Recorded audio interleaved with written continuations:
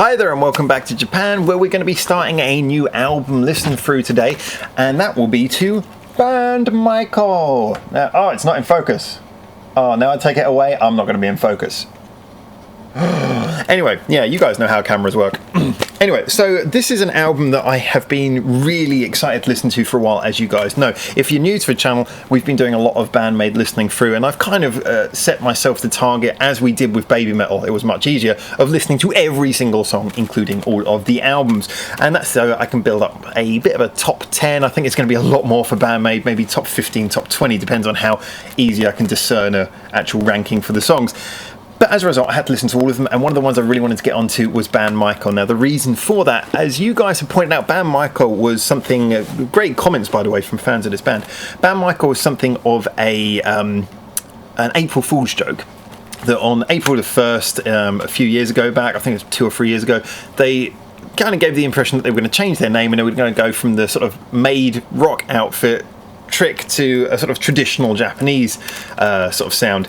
And although that was delivered as a joke, they clearly took it serious enough to make an album. Now, the reason why this is particularly appealing to me is that I didn't want to think of this as a joke. I wanted to think of it as something serious because I love Band-Maid stuff, but one of the things I've always said is that they have a bit of a formula, and they definitely have a sound. And they are such a creative and good quality musicianship and writing band that I know they can break out of that. I know that they can do more, and I sometimes feel that maybe they're a little bit limited by the need to actually appear rock, and that there's that worry about if we do something too far out, we might lose some of our core fan base. That's often how it appears to me. Sometimes I know. I don't actually know if that's the truth, but that's kind of how it appears, and I'm fairly confident that there's elements of truth to that. So the Band-MAIKO thing is a fantastic opportunity for them to show some of that creativity. And now the other side of that is because, as you guys know, I've always had a great belief that traditional Japanese musicians and musical sounds, should we say, instruments, go really well with rock. Now, Wagaki Band, as after I made that comment, you guys pointed me to Wagaki Band, and I was really blown away by, yes, that's proof that it's true. And it's something that I have no doubt of. Most of the traditional Japanese sounds, you have the shakuhachi and actually more the koto and the shamisen, very sharp sounds. They can bounce into anything the same way that you'd use a guitar, but even more, they've got even more of a sharp melodic quality to them. And then obviously you have the shakuhachi, as I say, which is just great for having this thick sort of emotional sound that you can use in the lead context. Just Japanese instruments are really great actually for rock music. So hearing a band like Band-Maid, who are so good at what they do and so good at doing rock, going into that is really, really good to see. So the first question you might be asking is why Howard, are you starting on track number 2? That is because, if you didn't already know, I've actually already listened to 2 songs from this album by reviewing the videos. Now, that was Secret Maiko Lips. We've also heard Secret My Lips, which is the original version, and also to the last track, which is Gyeoncho. I think I'm pronouncing that correct. But Gyeoncho and Secret Maiko Lips, we have done reviews of both of them already, reactions to the music videos. So in this listen through, obviously there'll be a playlist in the description which will allow you to see all of the tracks in the listen through. In this particular one though, we'll be covering tracks 2 through to 6 and missing out the first and last one because you will be able to see them. And at the end, I'll do a little conclusion video which will just sum up my overall thoughts on this album. Was it an opportunity well spent? Was it an opportunity missed?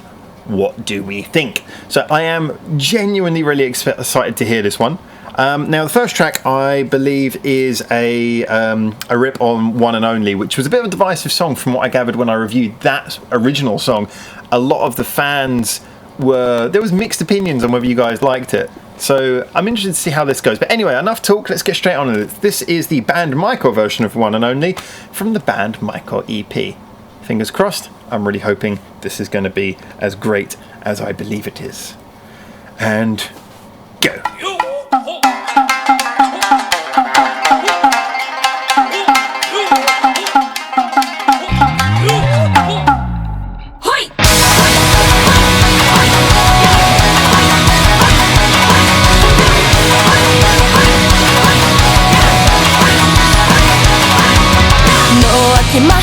つぶやくでも後悔ばっかでちゃうちゃう嘘やかけ」「もう一度夏と時風を抜けてお心締め付け春は来ないとだろうばわからへんくなる」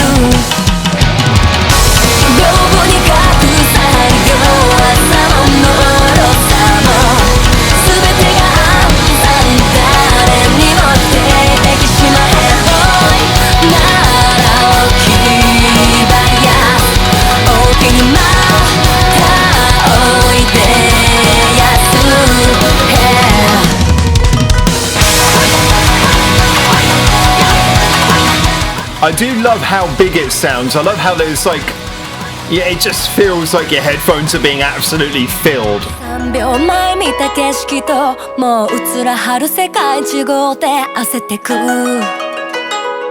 記憶を不意に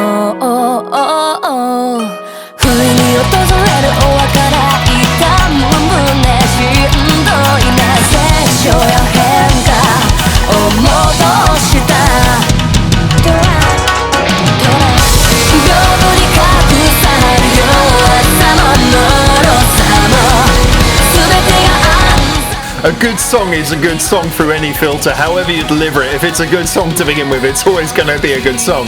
And I gotta admit, I really enjoyed this song on the original album anyway, so I'm gonna love it whatever they do. But this is an interesting version actually, because this was a very busy song to start with.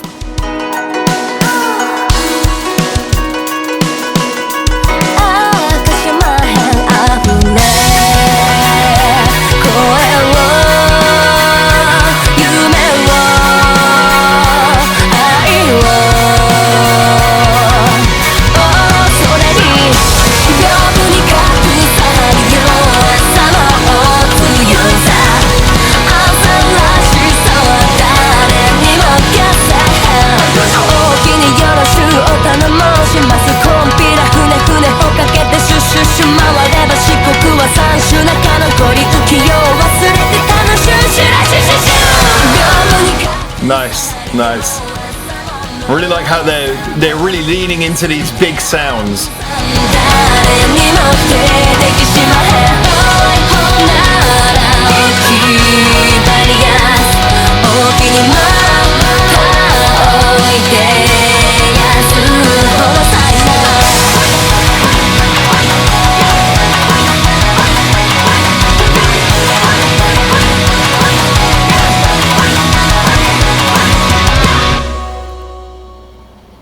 Alrighty, now you guys know how this works. Even if I love something, I have to pick holes in it, because it's all about honestly reviewing. Now, I'm going to say straight off the bat that unsurprisingly, as I felt, that kind of appeals in a lot of ways just to what I like. So if I'm being biased on this, I've got to say I just love the sounds that are there. I am aware, by the way, that Band-MAIKO, unlike the Wagaki Band issue, Band-MAIKO, they've taken the actual sounds you're hearing, the Japanese sounds, as far as I'm aware, are actually produced via a computer keyboard, and that's perfectly possible. If you're wondering why do they sound so realistic, why do they sound so good, literally a lot of computer keyboards you can get from music editing software now are actually keyboards where the notes are produced by someone going to the real instrument and recording it.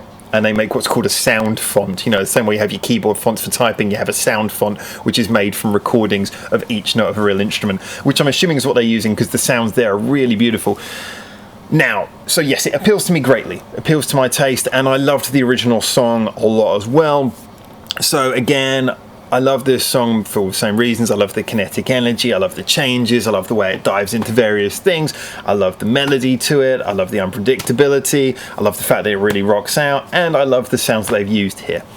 I am, however, going to be a little bit critical, because there are some things in here, considering how many great things were going into this package, there has been a little bit of an issue, I think, in how it's come out. I don't think it's come out perfectly, and that might be, I'll be interested to see as we go through the rest of the album, but it might be because of how much is going into it and how complicated the song already was to begin with.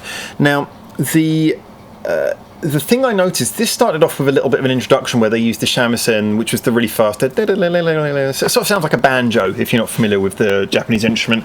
It kind of sounds like a Japanese banjo. That was the sound they started with, and I thought that was a really engaging sound when I threw that into the intro. You had your little and then bam, in comes the song. And the first thing that I noticed is that the shamisen was immediately being crushed in the mix. It was being pushed down. That's because there was so much going on, which is fine. But it was interesting because the guitar was kind of just as loud in this version as it would have been in the original version, as far as I can really tell. It certainly gave the impression that the guitar was put with just as much prominence as it was in the original version of the song.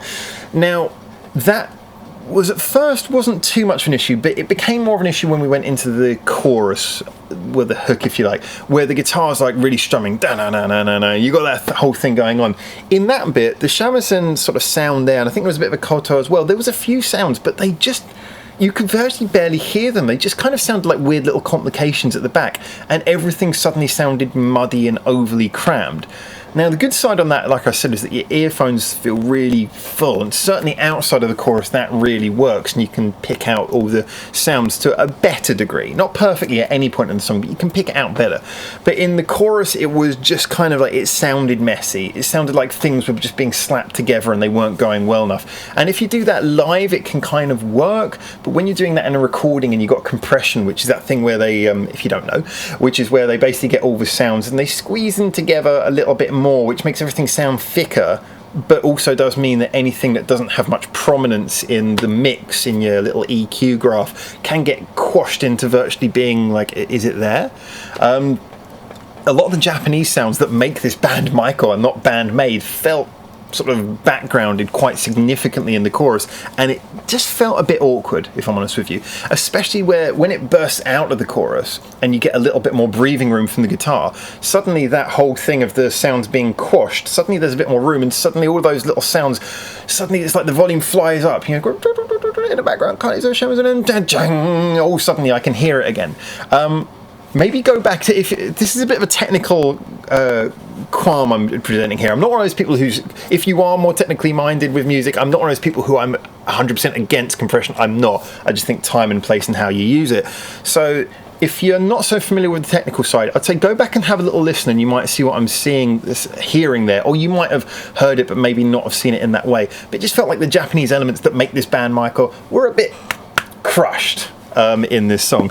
So it's good. I guess there's a lot of people who would argue, well, you know, it's Band-Maid and they are the instrumentalists, you know, 2 guitars, bass, drums, you know, putting these arranged sounds to the foreground and putting them over the guitar would be a bit of a ridiculous move. But then again, like I say, this was produced as, my understanding, it come from an April Fool's joke, and you're doing it to emphasize like a traditional Japanese element. So I think actually backgrounding the guitars a little bit more would have been a good idea, just to, you know, a bit more commitment to actually making it sound that way.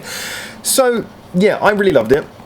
I loved it, but not without caveats. I loved it, but not without thinking, okay, you could have done this in a way that would have come across better, would have shown a little bit more guts in that. And I do hope that that isn't them, like I was saying earlier, steering towards trying to make sure that everything has to be grounded in rock. Because, you know, like I said, I just wanted to hear the guitars backgrounded a bit more, to give a bit more breathing room to the elements that made this a Band-MAIKO song, rather than just, well, I say just, there's nothing just about Band-Maid, but made it another Band-Maid song. So anyway, thank you so much for tuning in on this. There will be more. Obviously, feel free to get in the comments. I'd love to hear your opinions. You do not have to agree with me. I give my opinions, I detail them, and I give them from, I'd like to think, a relatively experienced point of view. But that's not to say that there is really any right or wrong in music. So get in there. Tell me what you think.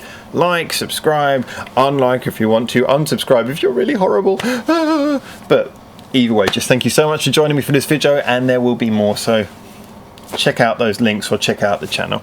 But for now, from Japan, we'll be coming back with the next song, which is Yoro Shiosu, Yoro Shios, which is obviously a version of YOLO. We'll be back with that very, very soon. Ciao, ciao.